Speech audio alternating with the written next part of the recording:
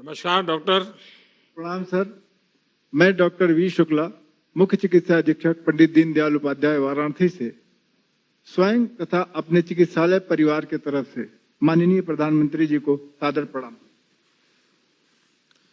हाँ शुक्ला जी, क्या अनुभव आ रहा है जरा बताइए। हमारे काशीवासी सुखी हैं? सर बहुत खुशी हैं, सुखी हैं। सब लोगों में काफी उत्साह है। इतना कम समय में हम लोग एक विकसित देश होते हुए भी, विकासशील देश होते हुए भी विकसित देशों की तुलना में उनसे भी वैक्सीन के मामले में आगे निकल गए हैं। हमारा चिकित्सक समुदाय और स्वास्थ्य कर्मी तो और ज्यादा गौरवान्वित होते हुए हैं कि आपने सबसे पहले उनको इस वैक्सीनेशन के लिए चुना। इसके लिए हम लोग गौरवान्वित हैं और आपका आभार प्रकट करते हैं। चलिए, मैं आपका बहुत आभारी हूँ, लेकिन सचमुच में आप लोगों ने अद्भुत काम किया है। इतने बड़े संकट से देश को बचाने में कोरोना वॉरियर्स, इनकी बहुत बड़ी भूमिका है और ये मैं बार बार बोल रहा हूँ। हाँ शुक्ला जी बताइए। सर इतने बड़े स्वास्थ्य विभाग को आपने जो विश्वास से दिया कि सबसे पहले इन लोगों को टीकाकरण लगाना है, उससे हम लोगों में एक उत्साह का संचार हुआ और दूने जोश से हम लोग अपने काम में जुट गए हैं।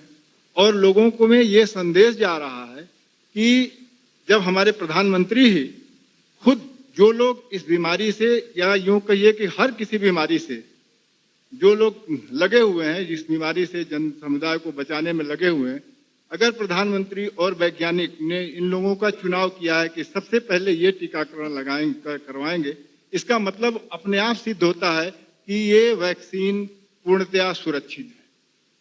देखिए, ये तो हमारा ईश्वर की कृपा रही कि हम पिछले 4-5 साल से जो स्वच्छता अभियान चला रहे हैं, पीने के शुद्ध पानी का अभियान चला रहे हैं, टॉयलेट का अभियान चला रहे हैं, इन चीज़ों के कारण हमारे देश के गरीब से गरीब व्यक्ति में भी ये बीमारी से जूझने की एक ताकत तो पैदा हुई। इन चीज़ों का हमें इनडायरेक्ट बेनिफिट भी हो गया कि हमारा देश का गरीब नागरिक भी, उम्र वाला नागरिक भी इस कोरोना के खिलाफ लड़ाई लड़ने में ताकतवर रहा। उसके कारण हमारी यहाँ मृत्यु दर बहुत कम हो रही है। तो स्वच्छता हो, टॉयलेट हो, पानी हो, इन सारी चीज़ों ने भी बड़ी मदद की है। शुक्ला जी, आप तो लीडर हैं, आपके पास बहुत बड़ी टीम काम कर रही है, अलग अलग लेयर के लोग काम कर रहे हैं। कुल मिलाकर के सबका विश्वास कैसा है, सारे साथियों का विश्वास कैसा है? अच्छा है। सब लोग पूर्ण रूप से संतुष्ट हैं। किसी को किसी प्रकार का भय नहीं है।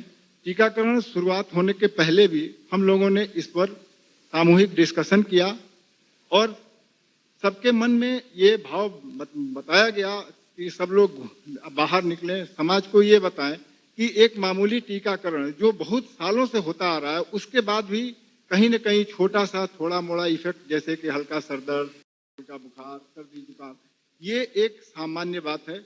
ये होना कोई बहुत बड़ी बात नहीं है और इस वैक्सीन के बाद ये भी चीजें आ सकती हैं, हम लोगों को आ सकती हैं, इसलिए इससे घबराने की कोई जरूरत नहीं है।